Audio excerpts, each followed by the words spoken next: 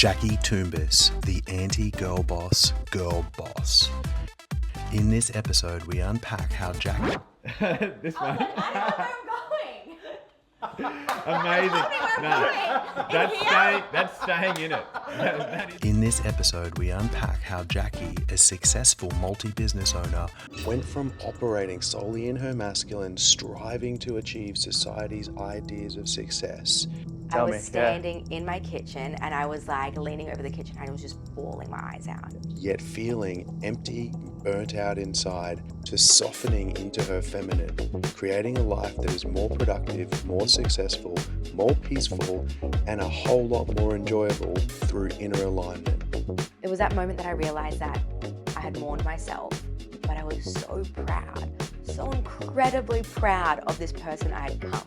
And finding that feminine. For any women who feel like they just can't crack the code on how to reach their goals without the constant internal struggle, this one is for you.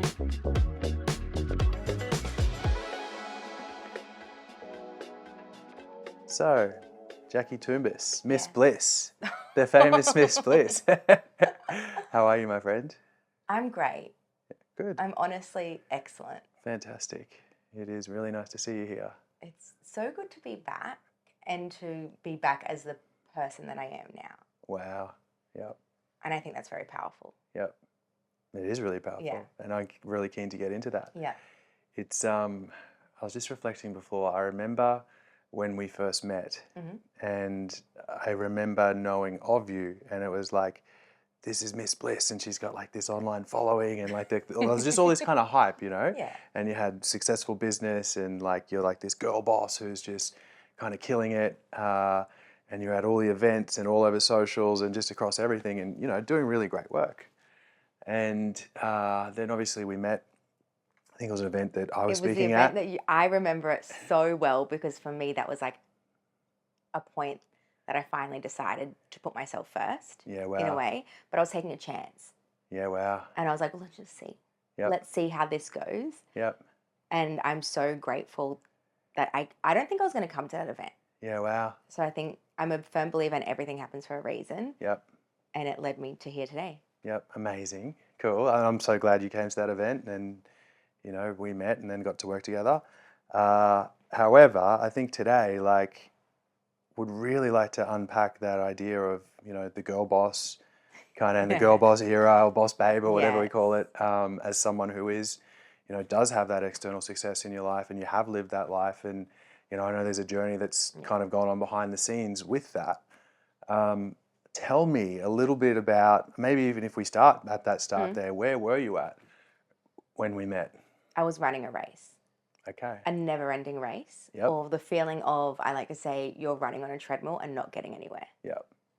And I thought I had to be all these things. Yep. I had to be a certain person. Yep. I had to have lots of materialistic things. Yep. My vision of success was so distorted Yep. and so ingrained in me from a young age that I thought that's where I had to be. But that vision of success was burning me to the ground. Wow. So tell me what the vision was. So you're saying material stuff and you're running a business. I had the cafe and it was going great, but I wanted more. At that point, I was like, I want to have, you know, all over Brisbane. I want to have different cafes. We want to open them in different states. And I didn't realize how much it took me to even just have one. Well, I had that and I also had the catering kitchen. Yes. So the catering kitchen was off-site. So it was pretty much running 2 different hospitality venues. Yes. And with my, at the time, perfectionism and ego, and I can admit that now. I never used to admit that. I had such a big ego that in terms of I had to do everything. Even I wouldn't let go to my staff. Yep. And I had to know everything. Yep. I had to be the smartest person in the room. Yeah, wow. Interesting. And then that's where that very, very, it might be controversial, but the very toxic girl boss behavior was born. Wow. Yeah, okay. And it ruined me.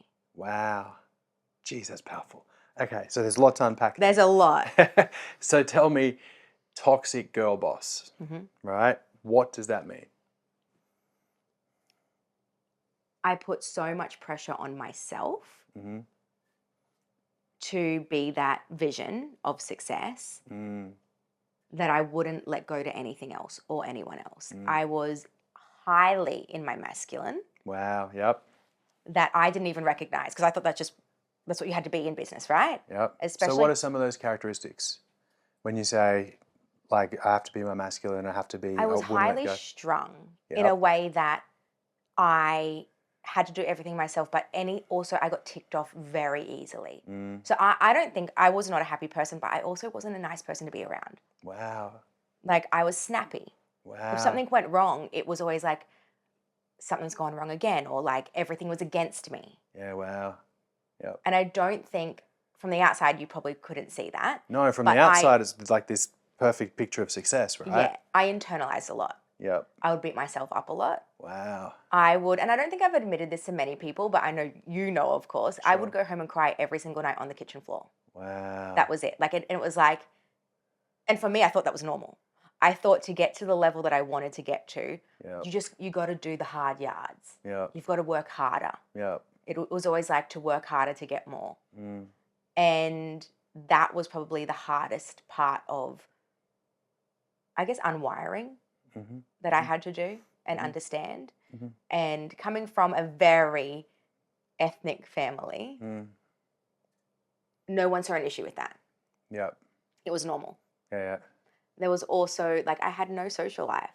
Yeah, I was, in my personal life, I was beating myself up as well for being my age and being single and not having that dream life that I thought I wanted back then. So work and personally, I was just in a bad headspace, like very negative, constantly beating myself up, which then made me not a fun friend to be around. Wow. Like, I tried, Yep. but because I was so tired, so exhausted, constantly crying, just in this space of stress, Yep. I don't think I was a good friend. Yeah, even. wow.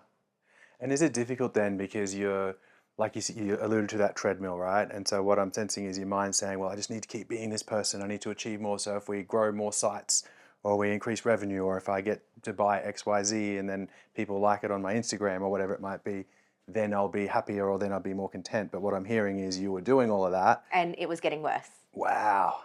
To the point where you're going home crying on the kitchen floor at night. And something had to change. And I think it was that moment when that event that you spoke at and you said, I've got a free first one-on-one or whatever. Yep. And I was like, well, what have I felt like I was so low that what have I got to lose? Yep. I was at that point that I was like, well, it works or it doesn't work. Yep. Yeah, wow. I'm pretty sure I cried the whole session with you anyway. Yeah, I mean, it was super powerful. Tell me more about this whole kind of, what's it like being a business owner, and particularly a woman in business who's like coming into that space? Tell me about the pressure that comes with this whole kind of boss babe, girl boss kind of era or phase. Like, where does that come from? Is it stuff that you're seeing online? I think at that period of time, it was the era of it. Yep. It was what was online. It was what was in our media. Yep. It was the people that we looked up to at that point in time. Yep. For me, also growing up in a very ethnic family, my dad's always run businesses. My brother has. Yep. And for me, it was a way to prove. I felt like I had something to prove. And this is a lot because I had never... I'm also the youngest. So being the youngest and a female, like I was always daddy's little girl in that way, but I wanted to break that boundary. Yeah.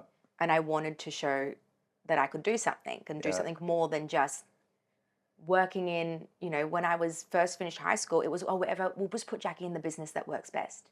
She can just, stock the shelves in the supermarket because one day she's going to get married and have kids and she'll be her... I have heard my dad say that's her husband. She'll then be her husband's problem. Yeah, wow. So then for me to run into having a cafe, having a business, I had to prove myself. Yeah.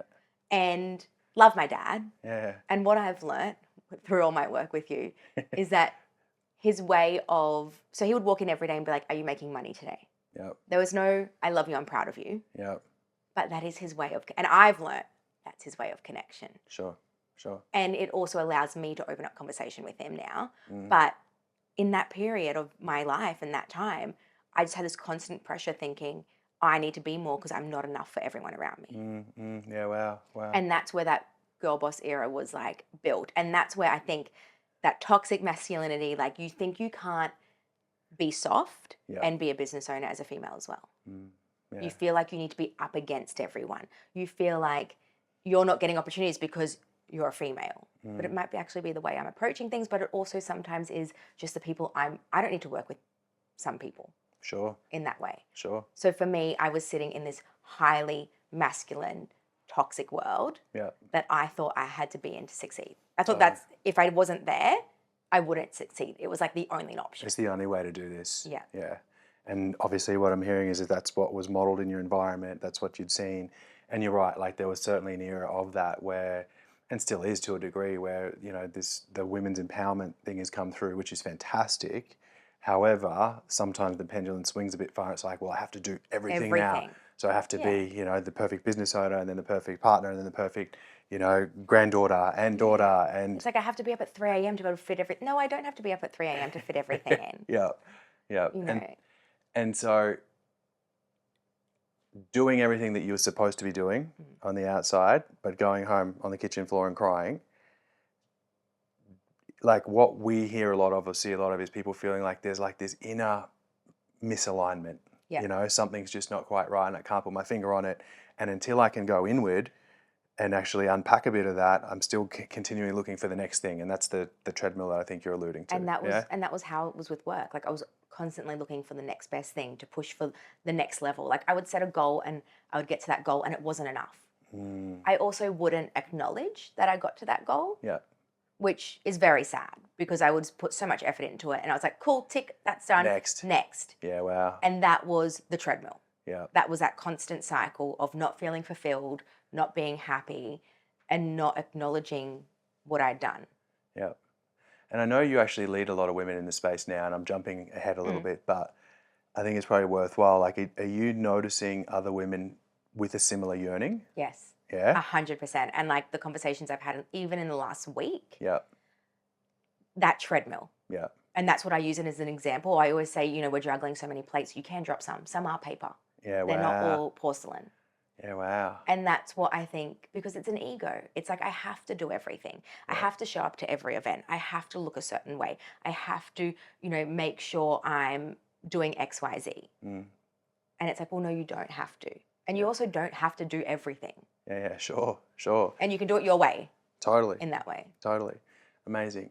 And I know you also talk about women who feel like they want to create something and bring something to life. Is that something you're seeing coming through, you know, as part of this?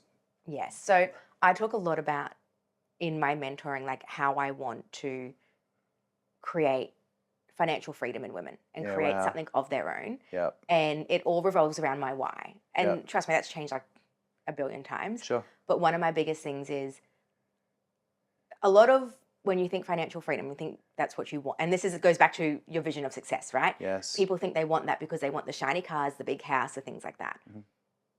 I bring it back down to, well, I was able to build my business so I could freeze my eggs.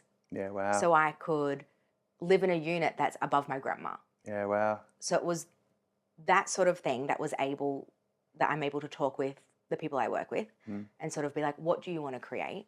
What can you create that makes you happy? Yeah. That you love waking up to every day. Totally. And especially in this day and age where everything's online and we've got so much opportunity.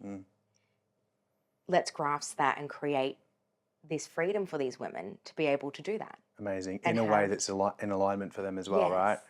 Amazing. Because I think I felt so out of alignment for so long. Yeah. That I feel like now being in alignment, and I say this all the time, I feel like I'm in like a simulation or like I'm living on a cloud. And I've had to learn that that's just life now. And it's so nice. Wow. So instead of being like, oh, things are so weird, like everything's going so good at the moment, I'm like, no, this is like and in a way leveled up. You've reached this new level 100%. that I'm like, this is life now. Wow. And I get to appreciate it. And I get to wake up every morning and look at my beautiful kitchen and my house and be like, oh, I've done this. This is where I am. Amazing. So good.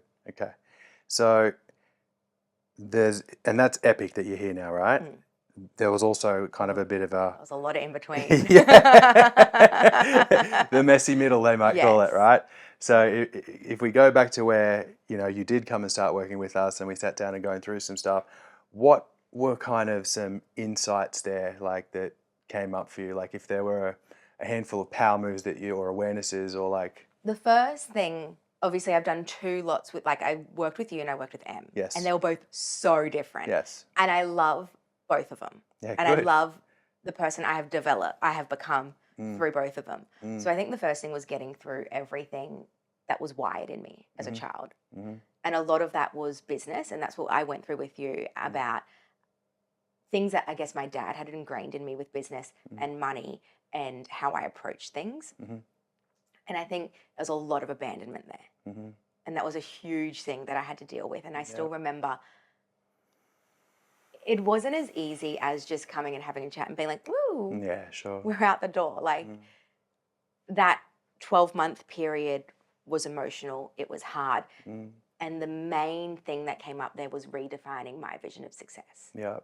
I remember there was a couple of periods where we'd come to session and we'd work through some big stuff, and I think getting a text from you a couple of days later and you're like, dude, this week has been fucked. I remember that specifically because I remember where I was standing. I'm a very visual person. Yep, tell me. I was standing in my kitchen and I was like leaning over the kitchen. I was just bawling my eyes out. Yeah, wow. I remember looking out where my old dining area was, and I didn't know what was wrong. And I couldn't pinpoint it. And it just, I felt like I was going to vomit, but like it was just this emotion coming up. Wow. And I remember messaging you, and you called me straight away, and you were like, this is normal. And it was hard because I couldn't give myself permission to stop that day. I thought I had to go to work. And you were like, Jacqui, just don't go to work today. It's okay. You don't need to. And having someone from the outside give you permission when you felt like you couldn't give it to yourself was really powerful. Yeah, wow. And like that's something like how thankful I am. So that was probably the biggest part, and it was redefining that success and knowing that I didn't need to have all the shops, all cars, I didn't need to have that to be happy. And what came up there was really my value of connection. Yes. And my grandma, like that was huge for me. So it got to the point where I sold the cafe. Yeah, wow. And I turned around and was just like... Was that scary to do? Or... That was identity. Yeah, that was huge. And it's funny because I think if I hadn't done the work with you, I wasn't able to understand what I was going through. Sure. I was actually driving to Byron Bay this is way before I put it on the market, driving to Byron Bay to cater an event for a friend. And I was halfway down there and I just like burst into tears. And it was like something had just told me, no, this is the right time. And then COVID hit. Shut the doors for 8 weeks. And during those 8 weeks, my grandfather passed away. Yep. So he was a big integral part of Miss Bliss. If anyone remembers, I had a big picture of him. And I think that was a sign for me just to like, okay, it's time. It's okay to let go. Yeah, wow. And I did that not knowing what I was going to do. Yep. But I felt at peace with it because I had learnt that my vision of success was spending time with my grandma. Yep. Being able to have lunch with her a few days a week. Yeah. Being able to have slow mornings. Yep. Those sorts of things that. were all... We wrote it down in my best day ever, which I still have on my pinboard. Yes. But I just think it's been a journey to understand my vision of success, and it constantly changes. Sure. And it's allowed to change. Yeah, and absolutely. I think we get so caught up in like your why or your vision of success, and it has to be this and it has to stay like that for the rest of your life. No, it doesn't. I love that. So as I evolve as a human being, yes, my wants and needs will evolve. Well, absolutely right. Like if I'm working on myself, then I'm going to grow and change and evolve. Yeah. So then proportionally, my vision should also. Yeah. Yeah. And so you're not doing the wrong thing by saying back here, actually my vision is to have, the cafe and grow and, expand. It's not wrong and you haven't failed. In fact, you've just leveled up to your point, right? Like you've gone, actually, this got me to here and I've learned some really powerful lessons and there's a lot that I don't want in this. Yeah. And I want more of X, Y, Z. But letting go of Miss Bliss. Yes. Because people thought my last name was Bliss. Yeah. By that point, it is not. Yeah. That was difficult. Yeah, wow. And I still, to this day, am so surprised when I see the impact that Miss Bliss had on the Brisbane community. Yep. And it wasn't until a year later that I sat back and was like, holy shit. Yep. Like, what did I create? Because it was wild. Yep. And it was beautiful. And it was like, as hard as it was, I made some of the best connections. I learned so much about myself and about how other people. And I think I needed to go through that to be where I am now. 100%. And it's a season. Yeah. Right? There's all those lessons and, learnings that got you to where you were, and impressive, you let it go, and you had the ability to, in your words, drop the ego. That was let the go of the hardest identity. thing. Yeah, absolutely. That was the hardest thing. Like selling the shop was a big ego drop. How do you do that? Like, how did you actually ego? Get the courage to face that? Because I'm sure people can relate. Like, maybe it's a job, or maybe it's a relationship, or sometimes we'll see, women who are married and they're like, oh, but then I won't have this thing that I've created, but they know deep down something needs to change. I think it's a fear of judgment. Yep. I think that is the biggest part of it. What will other people think? Yes. Yes. And even when you're thinking of ego and you're in business and you go to make a decision and you're like, I need to do it this way because that's the ego talking. It's mainly what will others think? Or why do I need to be there? Totally. So for me, with selling the cafe, it was aligned with my vision of success. So it wasn't what will others think. It was, oh my gosh, I'm going to be able to have lunch with my grandma like 3 times a week. I'm going to be able to spend more time with her. And I think the biggest thing that made that switch, like I had worked it out with you, working through everything. But during COVID, I got to spend every day with my grandfather, who then at the end of COVID passed away. Wow. And I think that was a blessing in a way that I was like, this beautiful relationship that we have had was just, I got to spend so much time with him. And this is what's possible. And that's what I love. Yep. And it's, I have so many nephews and nieces. Actually, tonight I'm having sleepover with 2. But like having that time and being able to do that is so beautiful. Totally. But I had to build a business that worked around that. And I didn't think it was possible still. So when I sold Miss Bliss, I still didn't think I could be where I am now. So it was all stages through that. Yep. And then I went into consulting, which was amazing, great. Did not have boundaries. Right. Did not learn boundaries whatsoever. Learnt them. Yeah. Because I wanted to do everything for my client. Everything for everyone. Yeah. Because I wasn't dealing with my own expectations anymore. Yeah. I was dealing with other people's. And then, but I still felt like everything was great on top of the world because I had all these clients. Everything had I didn't even have to market myself. It just happened. Yeah. Wow. Right. Yep. And I remember messaging you. Yep. And saying, like something's come up and your name, like in my head, whenever I see something, I'm like, I should go back.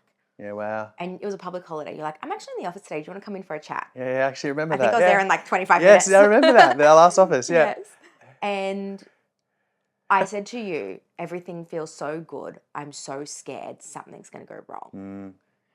And you digged like you do really well. And then I ended up in tears again. And you put me with M. And you said to me, if you don't feel comfortable, like you can come back and tell me. Yeah. And it was just so beautiful because it was a totally different experience to I had with you. Yes. And with M, she was able to break down the layers of me in my masculine and feminine. And I think still when I sold Miss Bliss, I was still in my masculine, even in the consulting, because a lot of my clients were men. So I felt like I had to live up to that. Right. And I felt like that's what they expected. Yep. And I was then able to realize that I didn't need to work that way. And in moving into my feminine, I was also able to move into my faith. Wow. Which is something M really helped with. Yes. And it's been such a powerful journey to understand myself and my faith and where I sit as a Christian. Yes. But also to feel so okay to sit in my feminine. Wow. And Beautiful. so nice to be able to do that. And like last week I hosted a masterclass online and someone said, you spoke so softly and it was so nice compared to some of these people who usually do it and are really like out there and going and rah, rah, rah.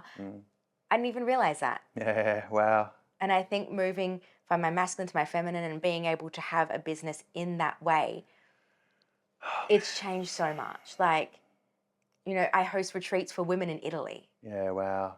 That's the most beautiful experience that is such a feminine experience. Yeah, wow. And I never would have thought I would have been that person from this toxic girl boss who, was so uptight all the time.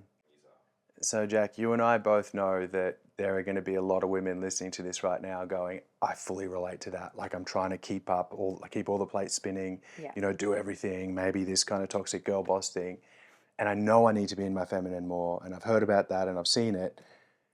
Where did that shift for you And then how did you start to kind of do that work? It was a few years after I'd sold the cafe. I'd done the consulting. I knew I needed a shift, but I hadn't yet. I had all these, it was ingrained in me that I needed to get married. I needed to find a husband. Wow. I always had this dream to travel to Italy. Yes. And never gone on any other trip I'd had because it was, I will go when I find my husband. Yeah, wow. And I still think a lot of it, like my grandma still makes comments like, when you travel, like, why don't you wait till you meet them and I'm like, well, what am I waiting for? I remember, sorry to cut you off, but I remember you saying a sentence to me which hit me when you said, like, my life isn't going to start until I get married. Yeah. Right? And I knew that was something you truly believed, right? I truly believed my life would not begin until I got married. Wow. And I think it was a moment where I fully trusted myself at one point, and I booked a flight to Italy. Yes. And I didn't think, like, I was like, woo. Yeah. Italy. Yeah. I was meant to go with a friend originally, and my friend couldn't make it. So there was one particular part in southern Italy. So it was Puglia and Sicily. I really wanted to go. But in those areas, you have to drive. Right. Right? Right. You can't get around by taxi. It's not like Rome. Sure. I was going to cancel the southern part because I was like, I'm on my own. Yeah, on my own. Yep. Something in me. Yes. And I think it was the accumulation of all the work I'd done with you and M. Yes. Was like, just do it. Yes. And I remember being on the plane I was on the train from Rome to Puglia and like I said a little prayer and I was like, God, just like, please make this okay. Like, just get me through the next 2 weeks. So in my mind, I was like, just get me through the next 2 weeks. I did not know those next 2 weeks were going to be the most powerful 2 weeks of my life. Yes. Yeah.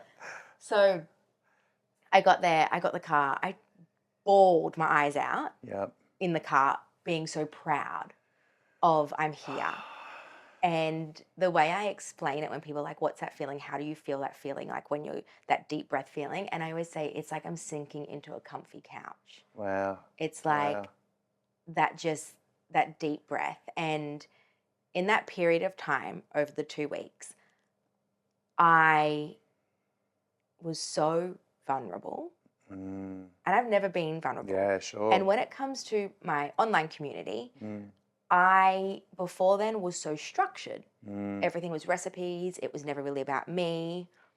But while I was overseas, I noticed people were like, oh, we want to know where you are, what you're wearing today, that sort of thing. So I started to share that slowly. I started to open up. There is a thing about travel that I absolutely wholeheartedly believe. Yes. Here in Australia, yes, I am a daughter. Yes. I am a sister. I'm a granddaughter. I'm a business owner. I have so many expectations. Yes. And every morning I've got, there's shit to do a role, every there's an day. identity. Yeah, totally. Grandma calls me, go buy me flour. But, I have responsibility and expectations. The moment I stepped off that train in Puglia, no one knew me. Yeah. There was no expectation. In a way, I could be my true self and there was no one to expect or judge me. That was the moment that I started to sink into my feminine. Wow. Because I didn't need to be, this wall up. I didn't need to be uptight. Yes. And I sat in that. Yes. And I went and stayed at this beautiful masseria in the country. Yes. This beautiful girl who I'm now friends with. Yes. And we had this conversation on the beach I'll never forget about being in your 30s and being single and being a body image. Like in Italy, I've never felt more confident in my life, in my body, than when I was in Italy. Amazing. It's a different culture. Yep. And something started to shift. I started sharing all this online. Yep. My community has never been more beautiful since. And like I know it's very like, everyone's like, oh, like everything online. I love posting and sharing things with my community because I end up being great friends with everyone. So good. Now the women that I call friends are women that I've met through my community because through vulnerability, I was able to connect with people. And that's the connection value. Yeah. Yep. When I had Miss Bliss, yes, I used to say, and I so cringe saying this now, I used to say, oh, I hate people. Yeah, wow. Now, I love people. I love connection. I love conversation. You can't shut me up. Is it fair to say that the people haven't changed? It's not the people that it's changed, it's you that's changed? I think it's me that changed, but I think I also attract different different people. Sure. So then I had this awakening in Puglia. Then I went to Sicily, and I spent a few days at this one place by myself where you can't really go anywhere. Yep. Okay. And I woke up one morning for sunrise. I remember it. It was the most beautiful thing, having my coffee. And I sent you and Em a message. I remember. A very badly written message, because I had tears streaming down my, like, happy tears. Even better. Yeah. And it was the moment that I realized the person I'd become. So some people say to me, what was the moment you changed? Yep. There was no one moment I changed. It was a period of probably about 2 years working with you and Em. Yep. But the moment I acknowledged I had changed was the powerful one. And I said in that message that I finally had the time to stop, to slow down, and to acknowledge and mourn the person I was. Wow. So I mourned the old Jacqui, Yes. the one that was uptight, the one that was constantly doing all the things. Running a life in 10-minute plan, scheduled, And I learnt this beauty of slowing down. Wow. And how powerful it can be. Yes. And I'm not talking about taking a bath and like, I sort of have getting a massage. I have this weird thing of like self-love. Yes. But like truly stopping and taking yourself out of your daily routine and being able to have time for yourself and acknowledge it and journal, whatever it takes. Yes. Like I'm not, and this is what I learned with them, I'm not a journaler, but I write my prayer. Yeah, beautiful. So every morning I'll write, Dear God. Yes. Blah, blah, blah, blah, blah. Yeah. And that's my version. Mm-hmm. And so it was that moment that I realized that I had mourned myself, but I was so proud, so incredibly proud of this person I had come, and finding that feminine, and I even noticed like from then, even what I started wearing, and my fashion sense had changed because I acknowledged that I could feel a certain way and I could feel myself. And so I had deeply just sat in that comfy couch that I like to say of my feminine. Wow. And it was the most powerful thing. And I think about that moment a lot because it was 2 years of being unaware and feeling uncomfortable. But what I learned, and it's a big thing because this year I give myself a word every year. This year's uncomfortable. Yeah, wow. Because there is beauty in being uncomfortable. And that 2 years of feeling uncomfortable bloomed or blossomed the most beautiful person or version of me that I've ever seen. Wow. I love that. So there's not one moment that things change, but when I acknowledged it was the core of it. Amazing. I love that. And, you're right. I get asked a similar question and it's like, oh, what was the thing that made you change your life, right? It's like, there was like 1,000 things, right? But they all add up to, that moment, whereas either a decision made or awareness arose or whatever it might be, which is, super powerful. I love the fact you're saying uncomfortable, because to your point, and like you shared a little bit earlier, like that stuff is not easy. You talk about it from here where you've now on the other side, but it's like actually making the decision to close the business that you've wrapped an entire identity and community and kind of like thing around. Letting go of that is terrifying for most. Yes. Yeah, and so that's the uncomfortable. Yeah. That's the courage. That's the, texting me and calling and going, and I'm a bloody mess. On the kitchen floor. I don't know. Poor kitchen floor saw a lot. Got hammered. Right? But it's like, that's what it takes, and I think the thing that I get to see repeatedly is like, I don't really know what's best for the individual, but what I do know is if we guide you, and what I'm hearing from you is guide you back to what is right inside, which is not running 200 mile an hour in your case, or trying to operate in my masculine, or trying to do everything for everyone else, and actually slowing down and listening to my inside, even though it's terrifying, even though it's against what they say, right? Or I'm seeing online. That's like repeatedly over and over again where people actually get to connect with what's meant for them. Yeah. Amazing. And so slowing down, connecting with yourself, getting into your feminine, anything else, any other kind of big shifts or? I feel like that was the biggest one, but what happened after Italy, which I now acknowledge, is I had to constantly remind myself to stay in my feminine. Yep. And it led to what I do now, which is like hosting retreats for women, to take them over to that same place exact in spot, Italy, yep. that exact spot, yeah. and meeting the two mother and daughter who run it, who are the most beautiful souls. Yes. And loving connection now, Yes. rather than disliking it.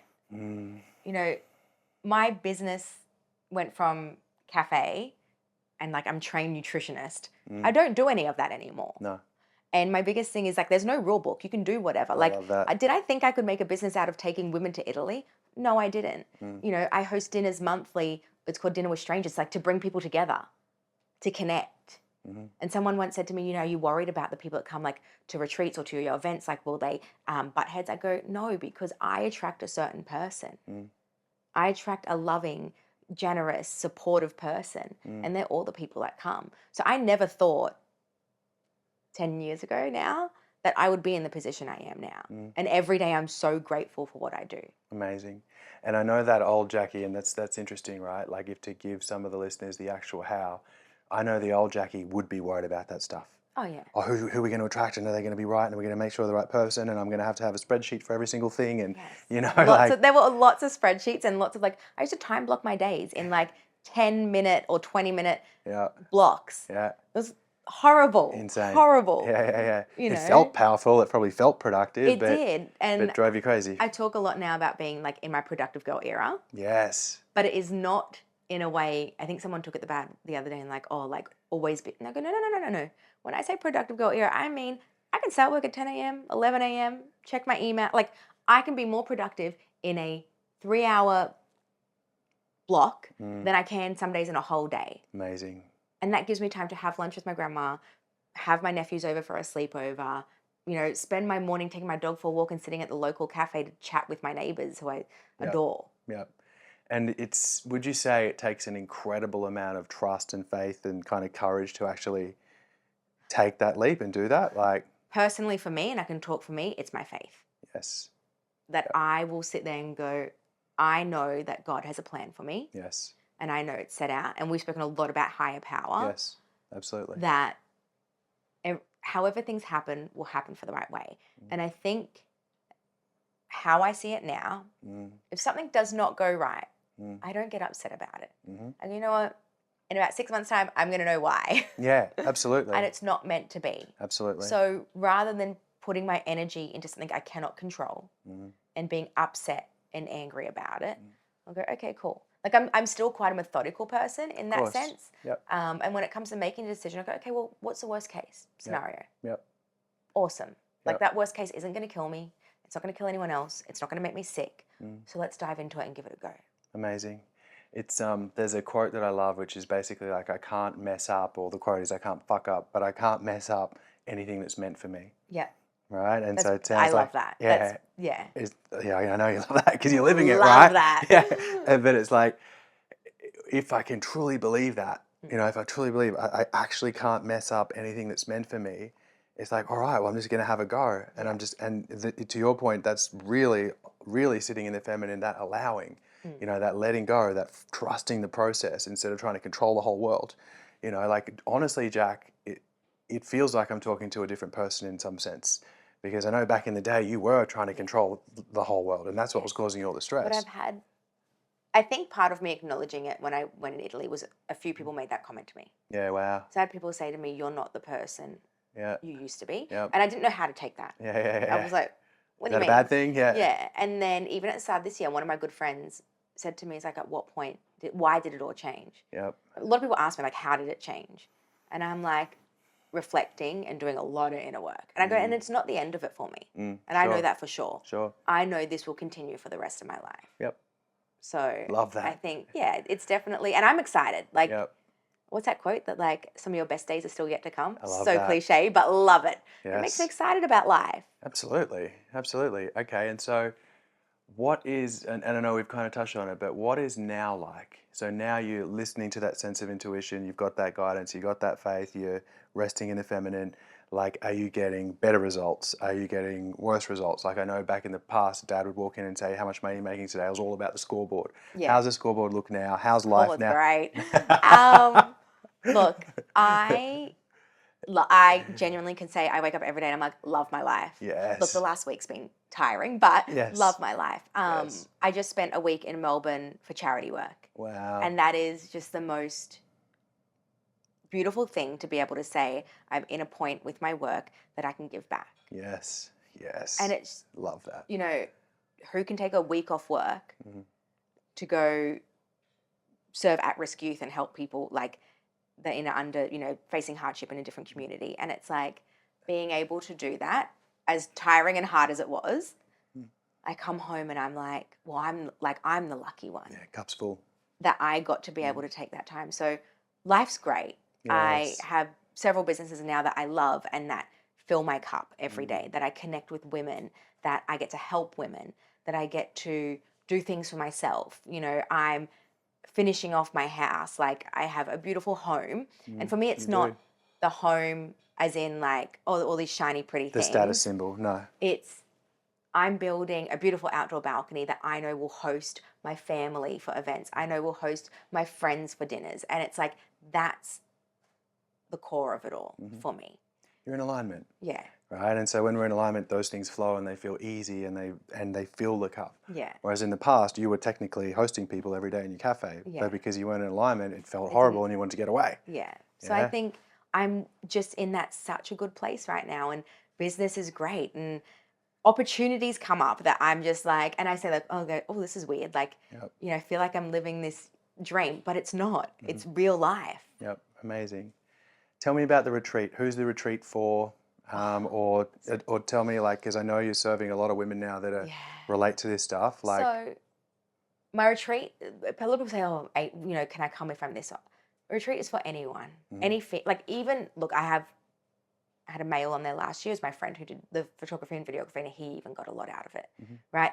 But obviously my market is females. Yes. I want to take you from your day-to-day, and I want to drop you in a place that is serene and quiet. Yep. We surrounded by olive groves, ancient like history. The spot we're actually hosting at this year is owned by the same people I hosted it at last year. Amazing. But they got an old monastery and have restored it. Wow. And the way they speak about it is it's a place of healing. Yeah, wow. So whatever you need when you come, you're going to take get with you. Yes. And it's so powerful. I did a walkthrough last year when it was still like, they were still building it, and you can feel that. Love that. Yep. I take women out of their day-to-day. I drop them in this place, and we do all the fun things. Like we explore food and culture, but it's also slow. Like we stay in one spot. This isn't a tour. We're not going from city to city. Yep. We're staying in one spot. Every day is about connection.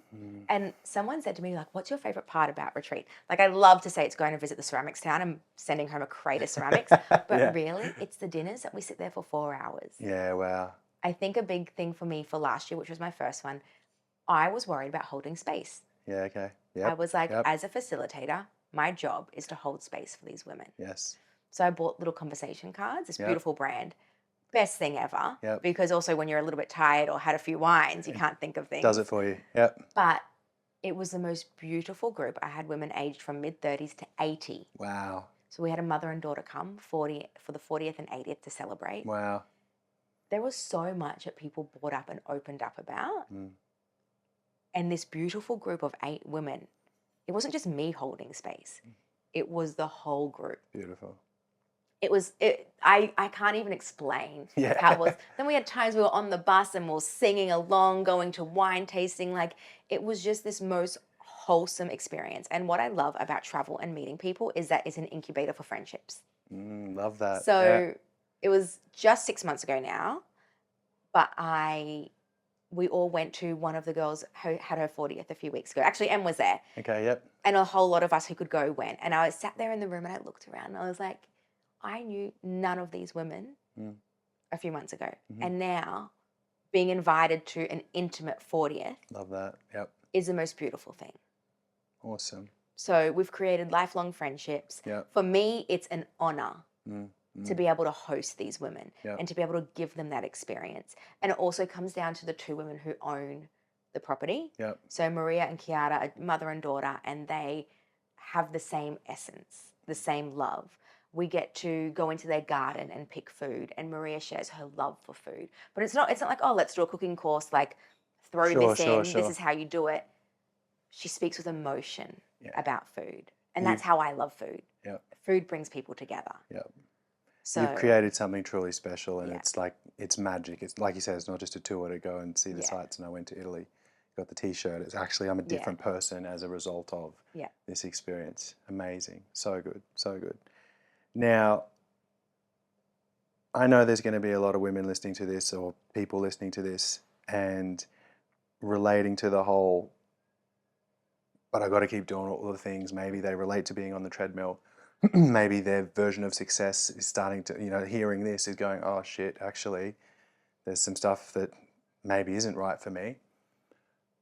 What's your advice to them? Where do they start? What do they do if they're not in a position to go, well, I'm just going to buy a ticket and go to Italy? Yeah, totally right? get that, Like 'cause that's next week.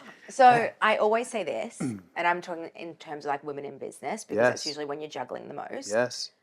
First thing you need to do is work on yourself before you work with like a business coach or anything like that. Yes. I have heard you say that. Yeah. Yes. Because you're literally wasting your money. Yeah, wow. That is the biggest thing. Yeah. Like, All the I'm like- business coaches watching this. And I you're was like, "Dan." sorry, But guys. you're right. But But see, you're I do right. the same. I do Yeah. mastermind. I host masterminds with women in business, but I call it like a holistic approach. Yep. Love that. Yep. Like if you don't have this together, Yes. there's no point. It's going to So fail. that's step one. Yeah, I love Step that. 2 is then dropping the ego Mm, and asking for help. yes. Love that. And that's the biggest thing. So, and then when it comes to that, so like working with women in business, it's like, okay, how can we outsource for you? How can we use AI to make your life easier? And that's where it comes into so that methodical sort of business side of Yeah. things. And the simplest thing of me investing into a cleaner to come every second week has changed so much. Well, I've been doing that for years, but someone said to me the other day, oh my God, it's really changed my life. I was like, yes, Yeah. it will change your life. Yep. Absolutely. Because also having a good environment to work in 100%. changes everything. Yep. So that's where I see deal with your mind first Yep. and understand that, and then find someone that you connect with to be able to help you, Love that. to be able to share knowledge with you, Yep. because you don't need to do it from the start, hit rock bottom to build yourself back up. And my biggest thing is to say to women, I'm here to help you skip the burnout. Wow. Like if I can help you learn the mistakes I made, Yep. my job's done. Totally. Totally. Because that burnout may have lasted 6 months, but it was probably 2 years to unwire it all. Totally. Yeah, absolutely. Unwire it all and then learn the lessons and then Yeah. absolutely. So it's like, let's fast forward. Let's skip that. So good. Yeah. So good. Okay. And then this is just a personal question that I'm interested in is how would someone go about redefining success for themselves? If they're like, well, I don't know, this is what I think I want. A house, a car, a kids, a whatever, a white picket fence, a nice handbag. I think it's sort of, you got to do a life audit. Yep. You got to do a big life audit. Like, what makes you happy? Like, what genuinely makes you happy? To be honest, my car doesn't make me that happy. Yeah. Some people it does. Yeah. But like, I don't really care. Like, gets me from A to B. Yep. Like, there's not good enough boot space to carry things around. Yep. That's all I need it for. But what makes me happy is having lunch with Yaya or cooking every Easter. And I'm so excited. This happens in a few weeks. Me and my auntie get together and we cook this Greek Cypriot tradition. It's called a flowina. Takes forever. Like, it's such a process. But it's such a beautiful day. Yep. And we make a few That's hundred your of thing. them. Yeah. And that's what I love. Yep. Being in the kitchen. Like tonight I'm cooking dinner with my nephews at home together. Yeah, wow. And that's what I love. Yep. So on your notes, keep a list. What are the things that are making you happy? Genuinely happy. What are the things that make you feel like you're sinking into a beautiful, comfy couch? And pay attention to the things that are also doing the opposite. Yeah. What's draining you? Yeah. What's What draining is me? sucking? Like as much as people think I'm an extrovert, I'm an introvert. Same. Yeah. So I love social events, but Yep. they do suck energy out of Deplete me. you. They don't refill my cup. Yes. So I always need to be conscious of that. So like the last week has been huge for me. So this weekend, I'm like, no one talk to me. Totally. Yep. I'm going to read a book. Yep. I'm going to sit on the couch. Absolutely. And acknowledge that and understand that, for me, I need to have that time in that space. And that's actually part of you doing your job. Yeah. Yeah, it's not about doing the next thing and back on the treadmill. But also everyone's like, oh, you travel every year. And I was like, yes, I do travel every year. And I give myself time to regroup my year. So after I host retreats, and this year I'm hosting a few in a row, but I will give myself a week off. Amazing. And a week in a place that's quiet, serene, no one can contact me, that I can just be. Yep. And that's where I will recoup. Totally. And I think some people position that as being selfish. But I think in this day and age where we have so much going on, constantly online, emails going, people to, deal with, you need to give yourself, like if you can't give yourself that time off, then you're going to end up burnt out again. Totally, totally. It's funny, there's 2 or 3 clients I can think of where we've had to create a really hard line kind of rule and realization for themselves, because same thing, they're seeking how to be more productive, how to achieve more. But where the rule is, listen, lady, yoga is part of your job. Yeah. Meditation is part of your job. Yeah. Right? For you sitting on the balcony with your morning coffee, whatever the thing is that brings you into that comfy, warm couch that you're talking about, like that's actually part of your job, and that's how the magic comes through for you to, do what's actually meant for you.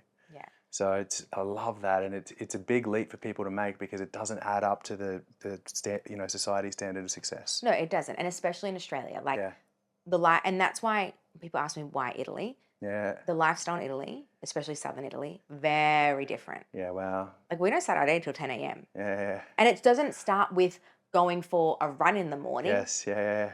It starts with sitting with a book and a cup of coffee. Wow, yeah. And it's just so different.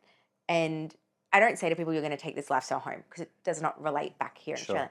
But if you can take an element of it, totally, that's all that matters. And integrate it in a way that's, and that's the for thing, you. You don't need to uplift your whole life and flip it. What you need to do is slowly implement little things. Love it. Jacqui, thank you so much for sharing this with us. I'm really excited to see how many people we can help. Do you have any last final words or message for us? Or No, thank you. This has been incredible. I love sharing my journey and how far I've come, and I love sharing how much you guys have helped me. Oh wow, thank you. I appreciate that. Yeah. Go have a fantastic day. Yes, thank you. Cheers. Thanks, guys.